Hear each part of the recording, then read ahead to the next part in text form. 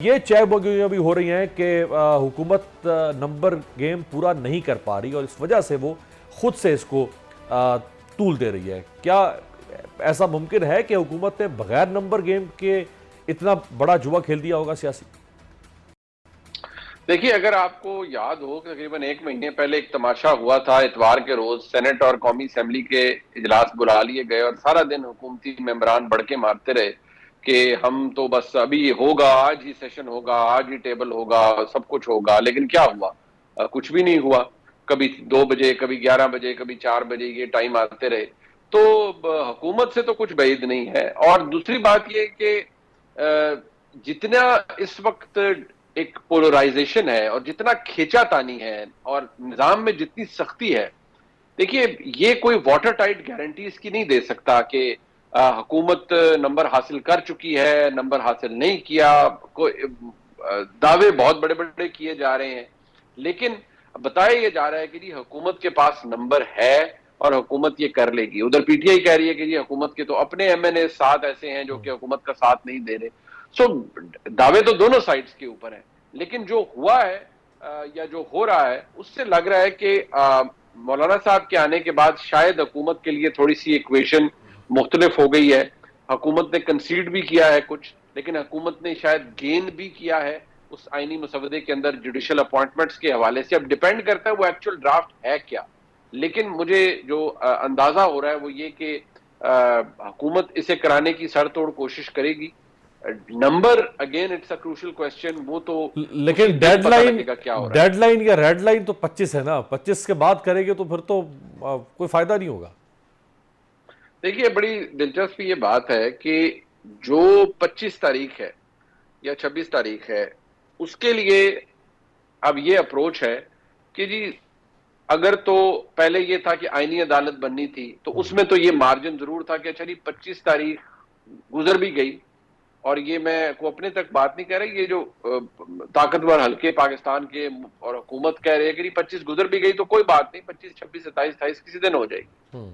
लेकिन उस सूरत में उस वक्त ये प्रपोज चीज ये थी कि आईनी अदालत बननी है। अब वो नहीं बन रही, अब आईनी बेंच बन रहा है और जुडिशियल अपॉइंटमेंट्स का तरीका बदल रहा है। और गालिबन 18वीं तरमीम में जुडिशियल अपॉइंटमेंट्स के तरीके को री इन्विगरेट किया जा रहा है, री इन्वेंट किया जा रहा है, ठीक है जी, और री लॉन्च किया जा रहा है।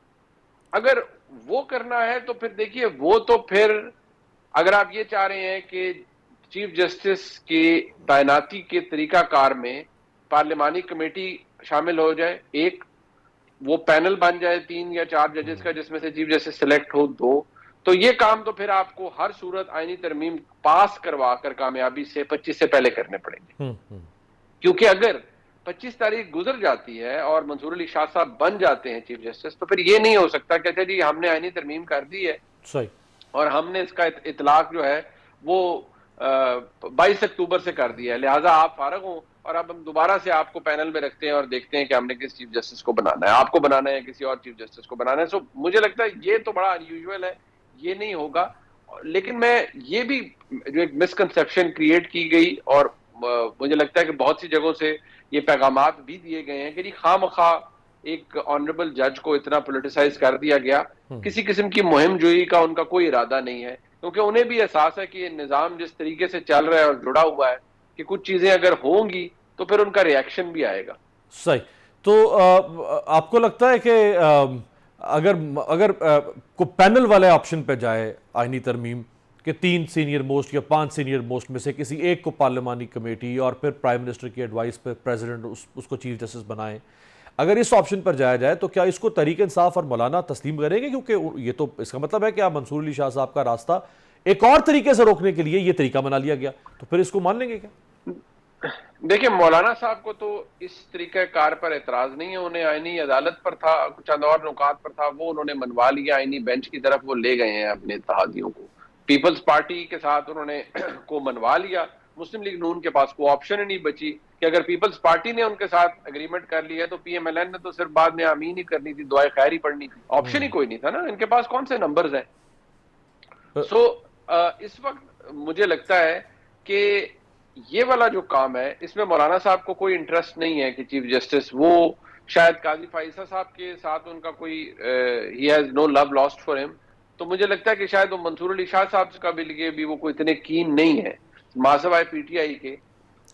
इस वक्त देखिए लड़ाई यही है, तेरा जज मेरा जज, यही वाला ही काम चल रहा है ना। तो मुझे लग रहा है कि शायद मौलाना साहब को इस बात पर एतराज नहीं होगा कि अगर मैं ये एक सिनारियो है कि अगर तरमीम पास हो जाती है और जो सुप्रीम कोर्ट के जज की अपॉइंटमेंट है वो पार्लियामेंट्री कमेटी करती है थ्रू अ पैनल, और उसमें 3 सीनियर मोस्ट जजेस या 4 सीनियर मोस्ट जजेस का पैनल है और सुटेबिलिटी को क्राइटेरिया बनाया जाता है, तो फाइन। अगर कोई आउटडू हो जाते हैं मंसूर अली शाह साहब और कुछ नेक्स्ट बेस्ट ऑप्शन सामने आ जाती है या नेक्स्ट सीनियर मोस्ट जज या नेक्स्ट देन नेक्स्ट आ जाते हैं, तो वो मेरे ख्याल में मौलाना साहब का इशू नहीं, हाँ पीटीआई को उससे इशू है, because PTI desperately wants Mansoor Ali Shah sahab to become the chief justice of Pakistan. अब it's all up in the air, क्योंकि ये सारी बातें हैं ना, तरमीम तो अभी तक नहीं हुई। सही।